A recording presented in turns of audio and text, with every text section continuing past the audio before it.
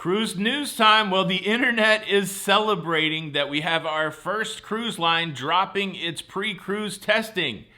But is there really cause for celebration? Hold on.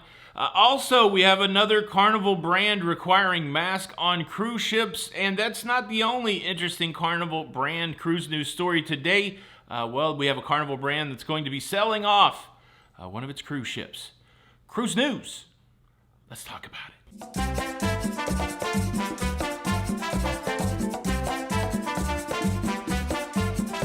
Hey, what's up, everybody? Welcome to Lido, Loca. I'm your host, Tony, here with the latest cruise news updates.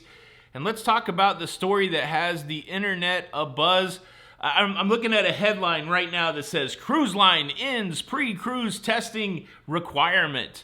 And just based on that headline, well, it's time to, celebrate. It's time to just get out there and party hardy. But the thing that's not included in that headline is for cruise ships that are not cruising out of the United States and Canada.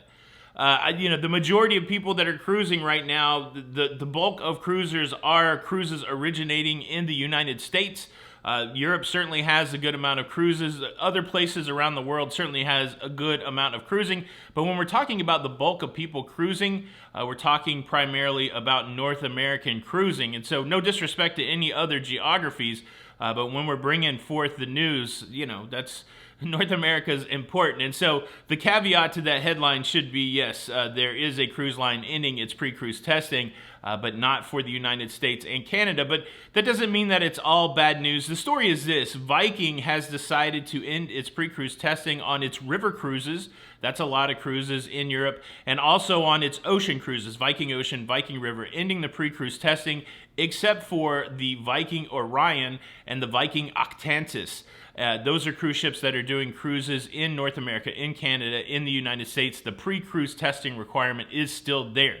And so what we see in cruising is what we see in life. We see much of Europe and the rest of the world dropping the testing requirements, even dropping some of their vaccination requirements, but that's not yet trickled over to the United States. But we have seen sometimes, as the way Europe goes, so does North America go eventually. And so this could be the first domino that falls, to eventually have us with no pre-cruise testing, or maybe not.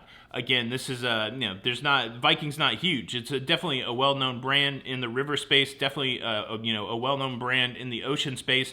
But as far as volume, size of cruise line, we're not. It would be a bigger deal if NCL dropped their testing somewhere else, but we don't have that yet. So, but yeah, exciting nonetheless, right? I mean, we do want to see that. We're always talking about the milestones, the signposts. And this is certainly one of them, as we see Viking deciding to go along with what's going on in the rest of Europe, building off of the United States CDC recommendations to not require a test to fly in. All those things are starting to swirl together in a soup, which may end up with a hearty broth of no testing. I don't know.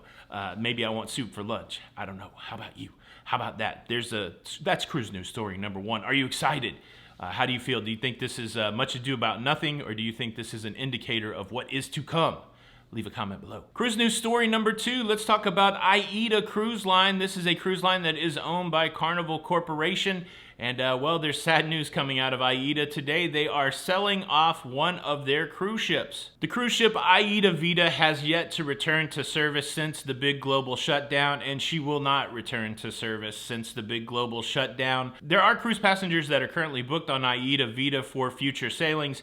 AIDA will be reaching out to those passengers, either moving them to another cruise ship in the AIDA fleet or offering some sort of compensation. AIDA didn't release why they would be cutting this cruise ship loose. It's not the oldest cruise ship in the world. It was built in 2002. It still has some years in her. So I don't anticipate that AIDA Vita would be a victim of the scrapyard. I don't think we'll see her being, cut apart by some droid robot on Tatooine. But what I do think will happen is that AIDA Vita will be part of another cruise fleet somewhere, rebranded, renamed, and continue to be in service. So it looks like AIDA will reduce its fleet size from 15 to 14 cruise ships, and it'll be interesting to see if anything new comes along to take the place of the AIDA Vita.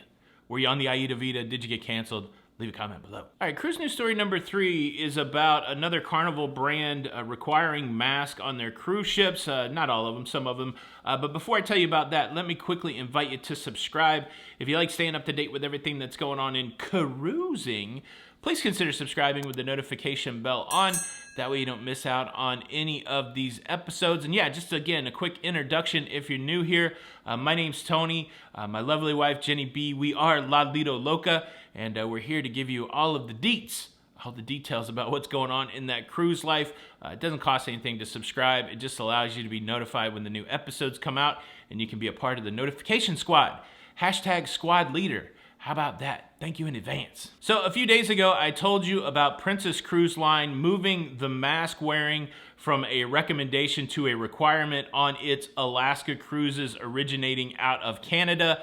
Well, following suit, Holland America Line also making the same change, changing the recommended masking to a required masking for Alaskan cruises. Holland America passengers were notified about this change through email, and this email contains some pretty specific things. First and foremost, masks are required indoors for passengers on Holland America doing Alaskan cruises. They're also recommended outdoors. Masks have to be worn on any cruise line sponsored transportation, cruise line sponsored tours, and they're even putting some penalty language in there if you do not wear a mask. Basically, failure to compliance could keep you from being allowed to board the cruise ship or actually being disembarked from the cruise ship. So it's interesting. I do have a mass disobedience story that I haven't shared yet that I'll tell you about, but let's just put a bookend on this, or just put a bow on this Holland America story. Yeah, it's the times that we live in right now.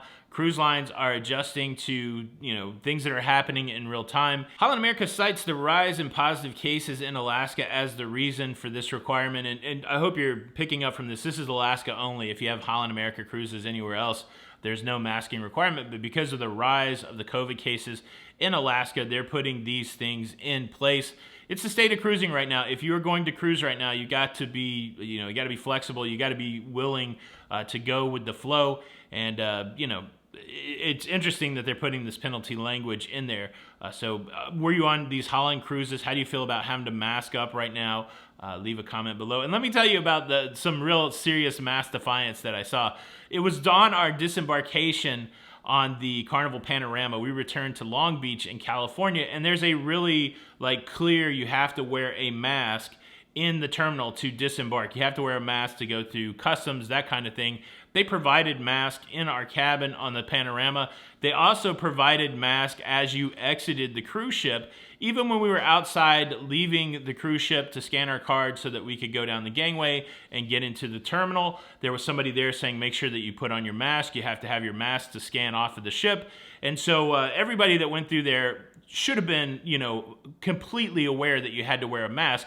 Well, what was interesting is people that were wearing the mask to scan to get onto the gangway, once they got into the terminal, I saw multiple people just take their mask off, and I overheard one lady say, look, I'm not wearing a mask. My cruise is over. What are they going to do?